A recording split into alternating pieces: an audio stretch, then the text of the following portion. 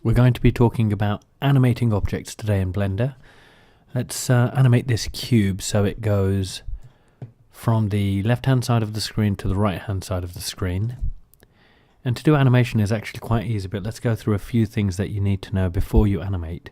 Normally when you open up Blender and you're in the normal default view over here, which is there, you normally see a timeline view. Now a timeline is basically your animation when it starts to play. So if I play this animation by clicking on Alt and A, you'll see that the timeline starts running down, and you can see this number 250 over here, which actually means 250 frames.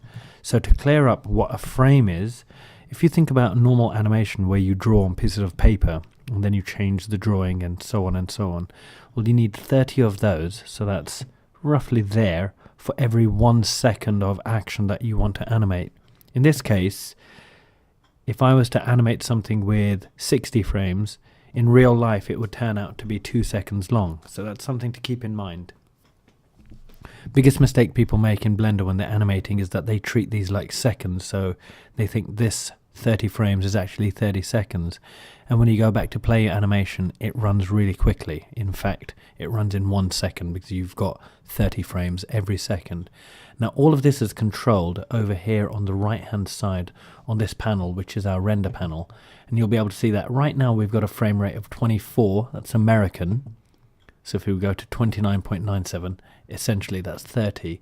That would be a more European way of doing it. Let's just keep it at 24 because it doesn't make that much difference to what we're doing today. So let's animate this cube.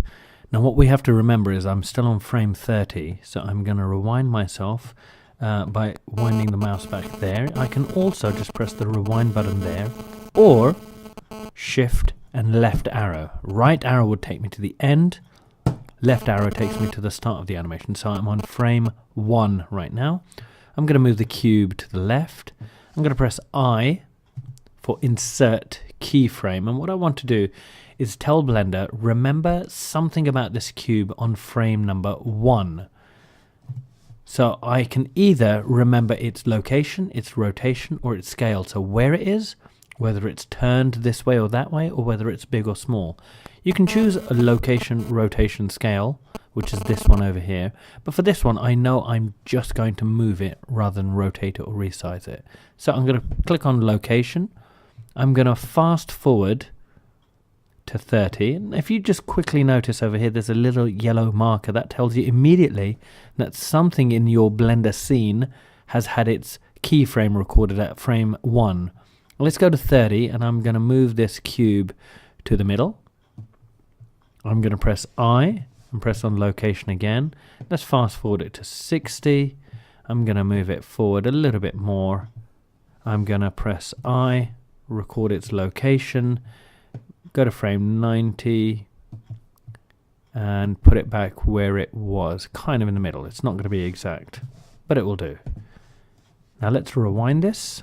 That was shift left arrow, and I'm going to press Alt A, and you can see the animation plays all the way through, and then it kind of stops because if you notice my animation was only recorded up to frame 90, yet Blender will keep playing until frame 250. Now 250 is normally what it goes up to. So we can reduce that number, so we can say play up to frame 90, like so. And now if we rewind our animation and press Alt A, you'll see it's not a very good animation, but it will do. And that's how you animate in Blender. Now a thing to note is if you've got a complicated scene with lots of people moving, lots of things moving, spaceships, cars, objects, anything that's moving, you have to kind of remember where everything is. So it's better to take your time with animation than to rush it.